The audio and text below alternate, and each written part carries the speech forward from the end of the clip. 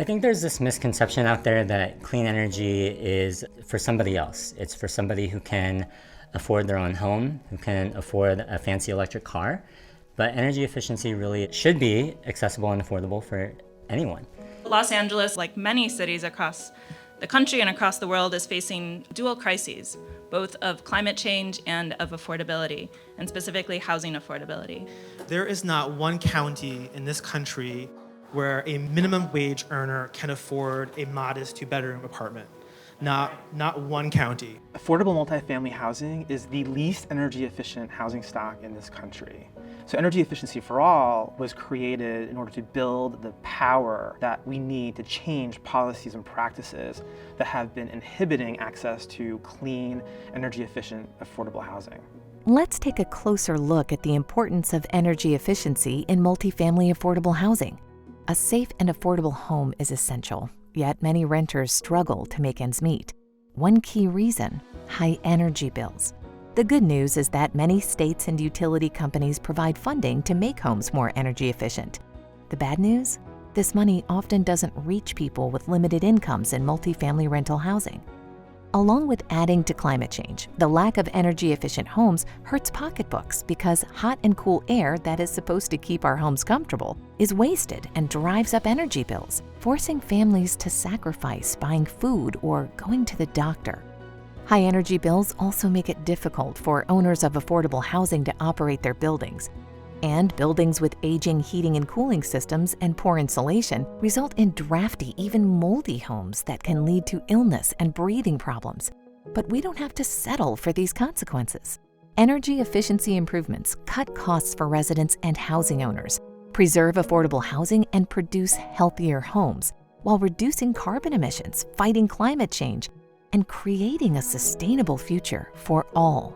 It's all connected. Issues that we see within our society in housing, the issues that we see in our society in health. Energy is a human right. Water is a human right. And what we see is a disproportionate impact and a disproportionate spread on what low-income families, and particularly minority families, pay as a percentage of their income for a basic necessity like energy. And that's unjust, and that's what Energy Efficiency for All seeks to improve. Energy Efficiency for All has seeded 12 state coalitions. We support these state coalitions by providing things like training, coaching, and technical expertise. We have been able to secure over $500 million in new investments for energy efficiency programs across the country. The impact of our work with Energy Efficiency for All is clear. I mean, we hear from residents all the time that the work that we're doing to make their homes more energy efficient not only reduces their stress because now they're able to invest in other basic necessities, but their comfort, they're more comfortable in their home, they're healthier, they're better able to go to work. Because of our involvement with the Energy Efficiency for All Coalition, we were actually seen as the only consumer advocate that was advocating on behalf of low-income Virginians in the energy space. If we hadn't been involved in the Energy Efficiency for All Coalition, if we hadn't been involved in this work in the utility space, we would never have been invited at the table. And honestly, low-income people would not have had a voice. Energy Efficiency for All really centers people in our work, and so we just launched a new report that makes the case for transformative efficiency investments in rental housing, not just because it reduces climate emissions, but because it improves affordability and creates thousands of good-paying jobs. I just landed a permanent job. My title right now, it was UPCT, the Utility Pre-Craft, but I am a maintenance laborer.